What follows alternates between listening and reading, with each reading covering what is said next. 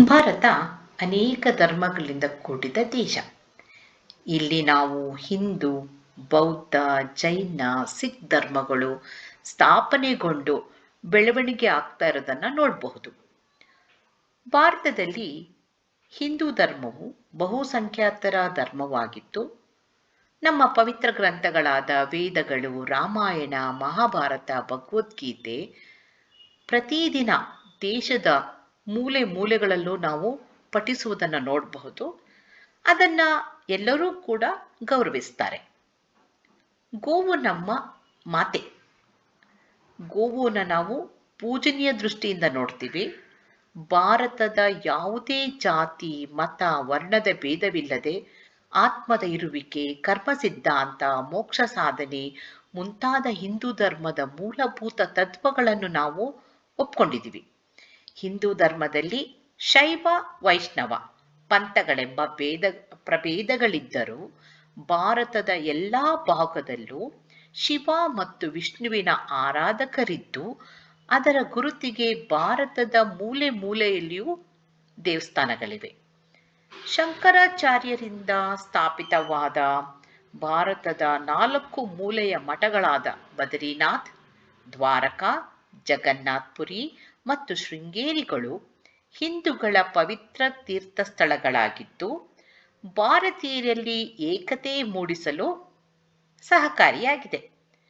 ಭಾರತೀಯನ ಪ್ರತಿನಿತ್ಯದ ಪ್ರಾರ್ಥನಾ ಗೀತೆಯಲ್ಲಿ ಸಿಂಧು, ಗಂಗಾ, ಸರಸ್ವತಿ, ಜಮುನಾ, ಗೋದಾವರಿ, ತುಂಗಭದ್ರಾ, ಕೃಷ್ಣ, ಕಾವೇರಿ ಮುಂತಾದ ಉತ್ತರ ದಕ್ಷಿಣದ ನದಿಗಳೆಲ್ಲ ಒಳಗೊಂಡಿದ್ದು, ಪ್ರಾರ್ಥನೆಯು ಭಾರತವನ್ನೇ ಪ್ರತಿನಿಧಿಸುತ್ತದೆ. ಸೊ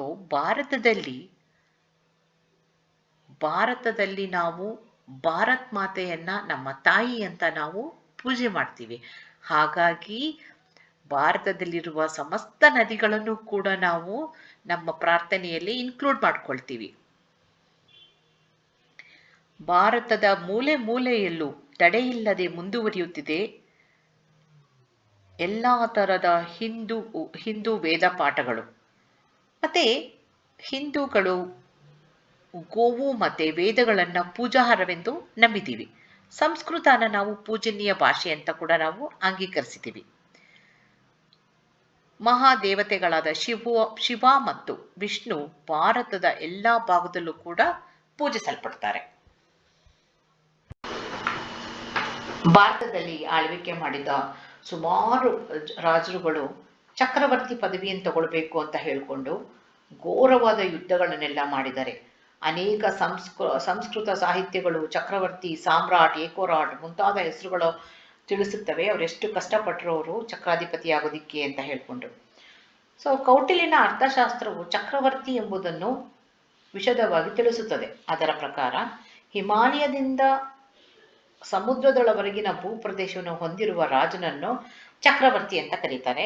ಆದ್ದರಿಂದ ಹಿಮಾಲಯದಿಂದ ಸಮುದ್ರದವರೆಗಿನ ಸಂಪೂರ್ಣ ಭಾರತದ ಭೂಪ್ರದೇಶದ ಮೇಲೆ ಅಧಿಕಾರ ಮತ್ತು ಶಕ್ತಿ ಸ್ಥಾಪಿಸುವುದನ್ನು ಚಕ್ರವರ್ತಿ ಎಂದು ಕರೆದಿರುವುದು ಸ್ಪಷ್ಟವಾಗುತ್ತದೆ.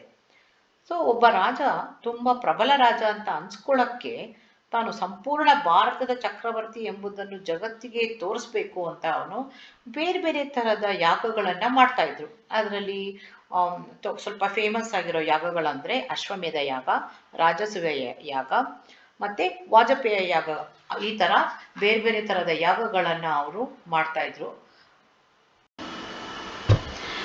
ಮಹಾಕಾವ್ಯಗಳಲ್ಲಿ, ಪುರಾಣಗಳಲ್ಲಿ, ವೇದಗಳಲ್ಲಿ, ಮನುಸ್ಮೃತಿ ಮತ್ತು ಭಗವದ್ಗೀತೆಯಲ್ಲಿ ನಮ್ಮ ಭಾರತ ದೇಶವನ್ನು ಐಕ್ಯತೆಯ ದೇಶ ಅಂತ ವಿವರಣೆ ಕೊಟ್ಟಿರೋದನ್ನು ನಾವು ನೋಡ್ಬೋದು. ಇಡೀ ದೇಶಕ್ಕೆ ಭರತ ವರ್ಷ ಮತ್ತು ಭರತನ ದೇಶ ಅಂತಲೂ ಹೆಸರು ಕೊಟ್ಟಿದ್ದಾರೆ. ಇದರಲ್ಲಿ ಒಂದು ವಿಷ್ಣು ಪುರಾಣದಲ್ಲಿ ಭರತ ವರ್ಷ ಅಥವಾ ನಮ್ಮ ಭಾರತಕ್ಕೆ ಏನು ಹೇಳ್ತಾರೆ ಅಂತ ತಿಳ್ಕೊಳ್ಳೋಣ. ಉತ್ತರಂ ಯತ್ ಸಮುದ್ರಸ್ಯ ಹಿಮಾದ್ರೇಶ್ಚೈವ ದಕ್ಷಿಣಂ ವರ್ಷಂ ತದ್ ಭಾರತಂ ನಾಮ ಭಾರತೀ ಯತ್ರ ಸಂತತಿಹಿ ಎಂದರೆ, ಹಂಗಂದ್ರೆ ಸಮುದ್ರದ ಉತ್ತರಕ್ಕೆ ಮತ್ತು ಹಿಮಶ್ಚಾದಿಯ ಪರ್ವತಗಳ ದಕ್ಷಿಣಕ್ಕಿರುವ ನಾಡನ್ನು ಭಾರತವೆನ್ನುತ್ತಾರೆ. ಇದು ಇಲ್ಲಿ ಭರತನ ವಂಶಸ್ಥರು ವಾಸಿಸುತ್ತಿದ್ರು ಅಂತ ಉಲ್ಲೇಖಿಸಿದ್ದಾರೆ.